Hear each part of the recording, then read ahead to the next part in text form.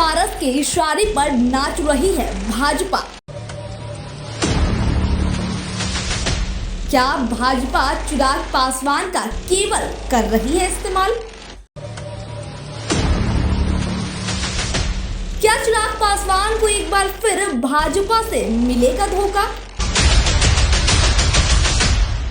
नमस्कार, मैं हूं सबनाज और अब लाइव देख रहे हैं आप। जी हाँ, जिस तरह के तेवर पशुपति कुमार पारस दिखा रहे हैं, उससे चिराग पासवान के भविष्य को लेकर कई सवालों का जन्म हो गया है। दरअसल गोपालगंज और मोकामा विधानसभा उपचुनावों में भाजपा ने जीत हासिल करने के लिए चिराग पासवान का भरपूर इस्तेमाल किया था और इससे ऐसा महसूस होने लगा था कि जल्द ही चिराग पासवान की एनडीए में वापसी हो सकती है।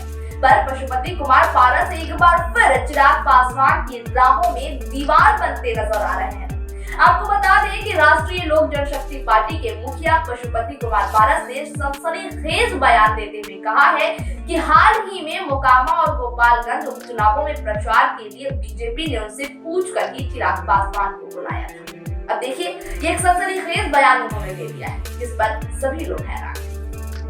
उन्होंने कहा कि अगर चिराग की एनडीए में वापसी होगी तो भी उनसे इजाजत लेने के बाद ही फैसला लिया जाएगा। अब देखिए, यहाँ पे पूरी बात उनकी सहमति, उनकी अनुमति, उनकी इजाजत पर हो रही है।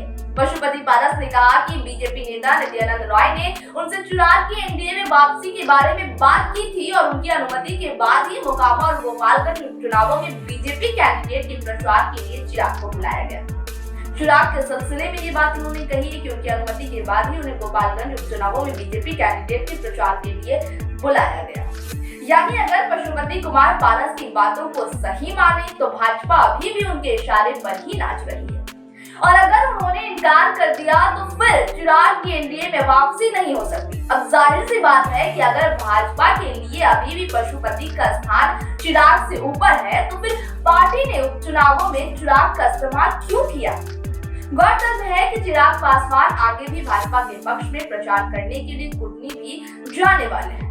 जी हाँ, ये बात हम आपको बता दें कि आगे भी चिराग पासवान भाजपा के पक्ष में प्रचार करने के लिए कुटनी जाने वाले हैं। तो क्या चिराग बिना कुछ सोचे समझे भाजपा के पक्ष में प्रचार कर रहे हैं? वैसे इस पर राजनीतिक जानकारों का ये कहना है कि पशुपति कुमार पारस भले ही कुछ भी कहे, पर चिराग पासवान इस वक्त भाजपा की जरूरत है।